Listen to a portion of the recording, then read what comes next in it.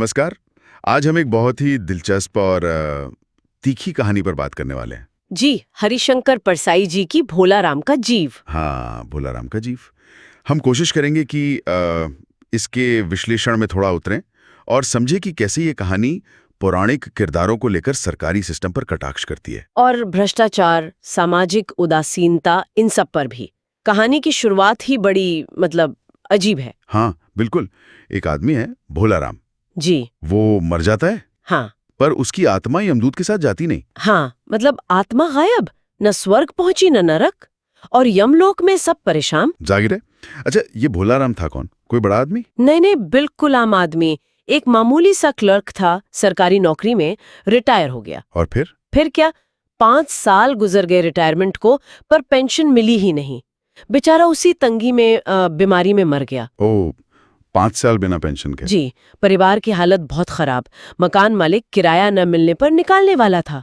और उधर यमलोक में क्या चल रहा है? वहां तो धर्मराज और चित्रगुप्त हैरान है। हिसाब किताब सब सही है, पर आत्मा कहाँ गई? यमदूत बेचारा अपनी सफाई दे रहा है कि आत्मा फिसल गई हाथ से।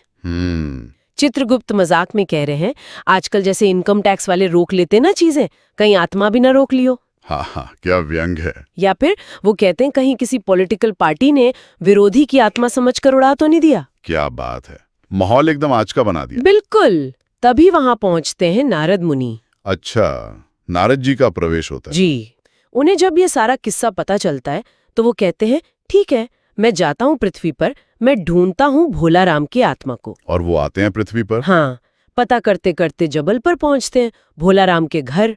वहां उन्हें परिवार की गरीबी और वो पेंशन की कहानी पता चलती है। पत्नी से मिलते हैं।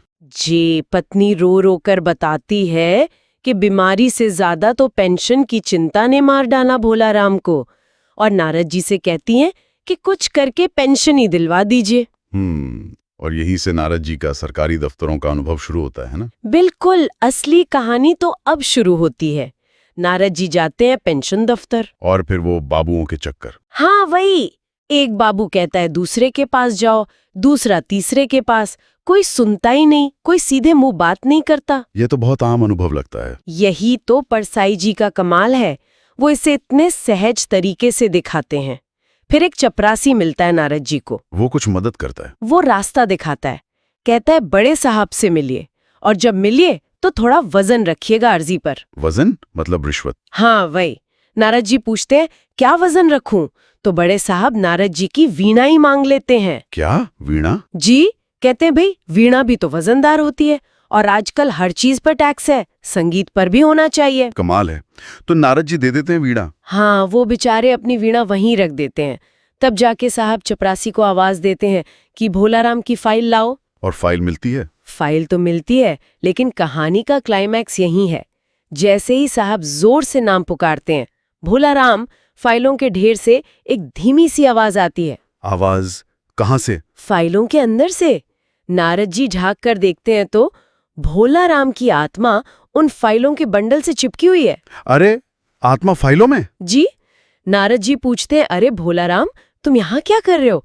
यमदूत ढूंढ रहे हैं तुम्हें, चलो। और आत्मा क्या कहती है? आत्मा कहती है, मुझे नहीं जाना कहीं, मैं तो अपनी पेंशन की दरखास्तों में अटका हूं, यही मेरा मन लग गया है, मैं इन्हें छोड़कर कैसे जा सकता हूं? ओह, ये तो बहुत ही मार्मिक और व्यंग्यात्मक है। बिल्कुल, यही परसाईस जी का सबसे बड़ा कटाक्ष है। सोचिए, आत्मा को मोक्ष चाहिए होता है, मुक्ति चाहिए होती है, पर यहाँ आत्मा सांसारिक चीजों से नहीं, बल्कि सरकारी फाइलों से ऐसी जुड़ गई है कि वो यमलोक जाने को तैयार नहीं। मतलब ये सिस्टम इतना भारी पड़ गया कि आत्मा भी उसी में उलझ कर रह गई। जी, ये सिस्टम खुद ही एक तरह का नरक बन गया है। परसाई जी दिखाते हैं कि असली यातना लोग तो शायद यही हैं, इन दफ्तरों में, इस लाल फीताशाही में। और जो पौराणिक पात्र हैं, नारद मुनि, वो भी इस सिस्टम के आगे एक तरह से लाचार से दिखते हैं। उनकी वीणा भी काम नहीं आती, बल्कि रिश्वत बन जाती है। सही कहा। ये दिखाता है कि समस्या कितनी जमीनी है, कितनी मानवीय है। देवता लिए इस ब्यूरोक्रेटिक जाल में फंस जाते हैं। तो कुल मिलाकर ये कहानी हास्य और कल्पना के जरिए एक बहुत ही कड़वी सच्चाई सामने रखती है। हाँ, कि कैसे ये ब्यूरोक्रेटिक जड़ता, ये भ्रष्टाचार आम आदमी की जिंदगी को, बल्कि मौत के बाद भी उसकी आत्मा को कैसे प्रभावित करता है। भोला राम का जीव फाइलों में नहीं, सिस्टम की संवेदनहीनता में फंसा है। और ये कहानी आज भी उतनी ही प्रासंगिक लगती है ना?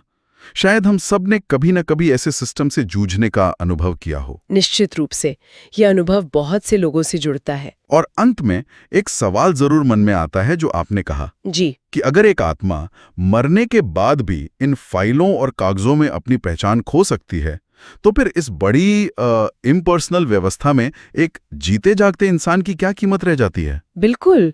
ये सवाल परसाई जी हमें सोचने के लिए छोड़ जाते हैं।